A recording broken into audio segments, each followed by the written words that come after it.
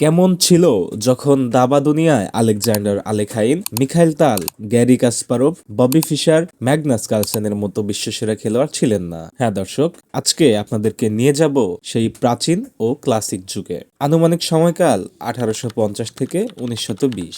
এই যুগেই টুর্নামেন্ট ও রেটিং এর শুরু হয়। সে সময় না ছিল কোনো কম্পিউটার আর না ছিল কোনো চেস ইঞ্জিন। সবকিছুই হতো মানুষের মাথা, বিশ্লেষণ আর অভিজ্ঞতায়। এই প্রাচীন সভ্যতায় জন্ম নেয় এক বিস্ময় বালক, যিনি 8-9 বছর বয়সেই বিশ্বসেরা খেলোয়াড়দের হারাতেন। তারপর চোখে কাপড় বেঁধে অনেকের সঙ্গে খেলতে পারতেন। পল মারফি, যাকে ক্লাসিক যুগের রাজা বলা হয়। তার জন্ম হয় আমেরিকায় 1837 সালে। দ্রুত পাওয়ার ডেভেলপ, স্যাক্রিফাইস, নিখুঁত আক্রমণের জন্য তিনি ছিলেন অনন্য। যদি সে সময় বিশ্ব চ্যাম্পিয়নশিপ থাকতো, নিঃসন্দেহে তিনি হতেন ওয়ার্ল্ড চ্যাম্পিয়ন। তাই তাকে এখনো বলা হয় আনক্রাউনেড ওয়ার্ল্ড চ্যাম্পিয়ন, মুকুটহীন বিশ্ব চ্যাম্পিয়ন। আজকে আমরা এই মুকুটহীন রাজার 2টা ম্যাচ দেখব। চলুন শুরু করা যায়। আপনাদের অবগতির জন্য এখনই জানিয়ে রাখি, ভিডিওর শেষে যারা ভিডিওটি সম্পূর্ণ কন্টিনিউ করবে তাদের জন্য একটি গিফট রাখা আছে, তাই অবশ্যই ভিডিওটি শেষ পর্যন্ত দেখবেন। সাদা নিয়ে খেলছেন পল মারফি এবং কালো নিয়ে খেলছেন ব্রান্সউইক।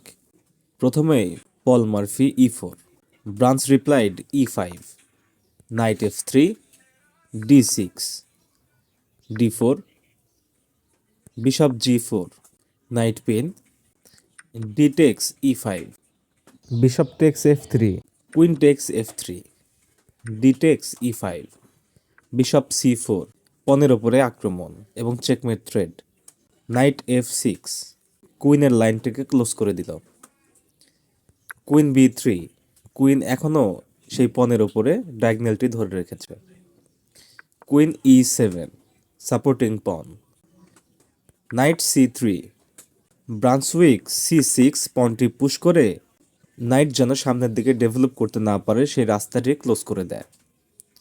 এই মুহূর্তে পল মারফি খেলেন বিশপ G5, ব্ল্যাকের নাইটটিকে করে দিল পিন।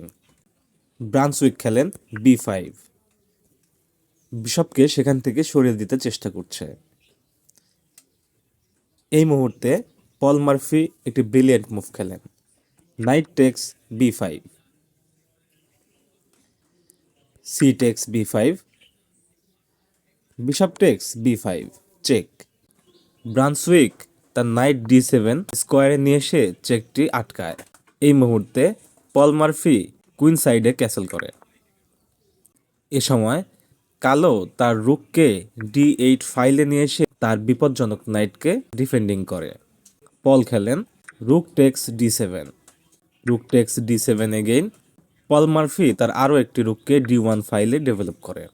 খেলার ঠিক এই সময় কালো খেলোয়াড় লক্ষ্য করেন তার কুইনটি কোনোভাবে কাজ করছে না এবং খেলাটি খুব হুমকির মুখে পড়ে আছে। তো সেজন্য সে খেলে কুইন E6।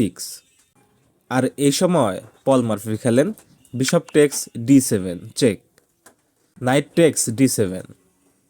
এই মুহূর্তে পল মারফি আরও একটি ব্রিলিয়েন্ট মুভ দেয়, কুইন B8, চেক।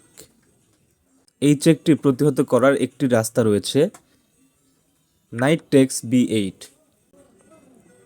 আর এই মুহূর্তে বিশপের সাপোর্ট নিয়ে পল মারফি রুক D8, চেক মিট। এইবার পল মারফি ব্ল্যাক নিয়ে খেলছেন এবং সুলতান জন হোয়াইট নিয়ে খেলছেন। Sultan E4, king's pawn opening. Paul Morphy replied E5, Sultan F4, king's gambit. Paul Morphy D5, king's gambit declined, Falkbeer counter gambit. E takes D5, E4, knight C3, attacking pawn, knight F6, defending pawn plus double attack. White D3, bishop B4, knight pin. Sultan bishop D2, E3, attacking bishop, bishop takes E3। Paul Morphy king side castle. Sultan John bishop D2, bishop takes C3, B text C3, rook E8, check, bishop E2, bishop G4, হোয়াইটের bishop উঠছে না, C4,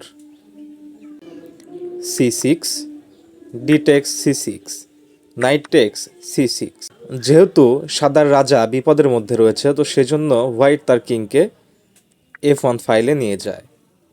রুক text E2, night text E2, অনায়াসে একটি রুক sacrifice. Night D4, যেহেতু এই মুহূর্তে হোয়াইটের কুইনটা অনেক ডেঞ্জারাস জোনে রয়েছে, তো সেই জন্য সে তার কুইনকে B1 ফাইলে ডেভেলপ করে। Bishop takes E2 check,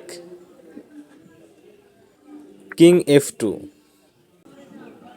night G4 check, king to G1, knight F3 again check.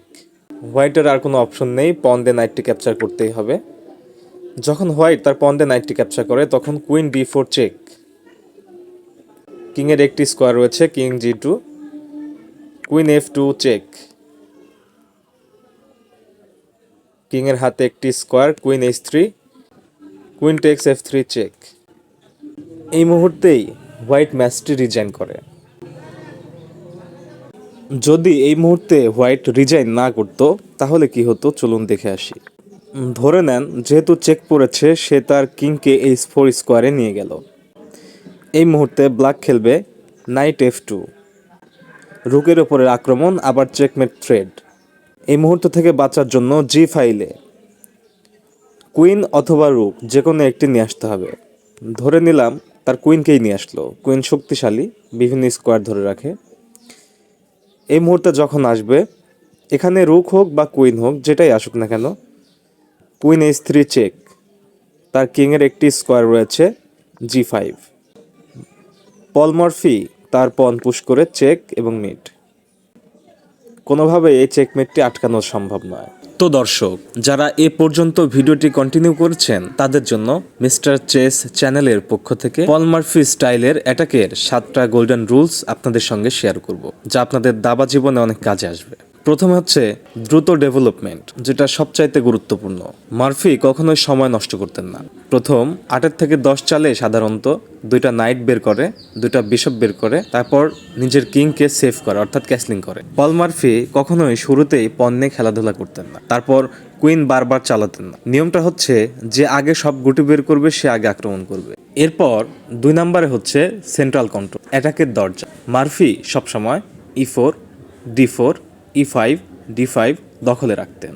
Centre থাকলে গুটিগুলো দ্রুত অ্যাটাক করতে পারে, প্রতিপক্ষের রাজা মাঝখানে আটকে যায়। অপেরা গেমে দেখবেন E4 plus D4 black king ধ্বংস হয়ে গেছিল। 3 নম্বর হচ্ছে king in the centre, immediate attack. এটাই মারফির সবচাইতে মারাত্মক অস্ত্র। যদি দেখেন প্রতিপক্ষ ক্যাসলিং করেনি, কিং এখনো সেন্টারে, সঙ্গে সঙ্গে ফাইল খুলেন, স্যাক্রিফাইস করতে ভয় পাবেন না। 4 নম্বর হচ্ছে ওপেন ফাইল খুলতে স্যাক্রিফাইস। মারফি কিন্তু ম্যাটেরিয়াল গুনতেন না, সবসময় সম্ভাবনা দেখতেন।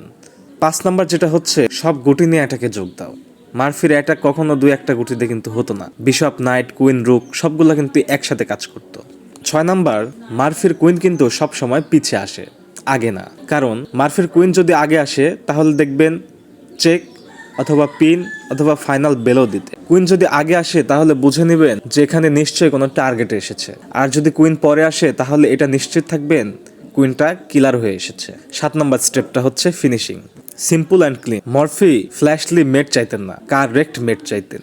Black rank mate, simple rook mate, forced sequence মনে রাখবেন।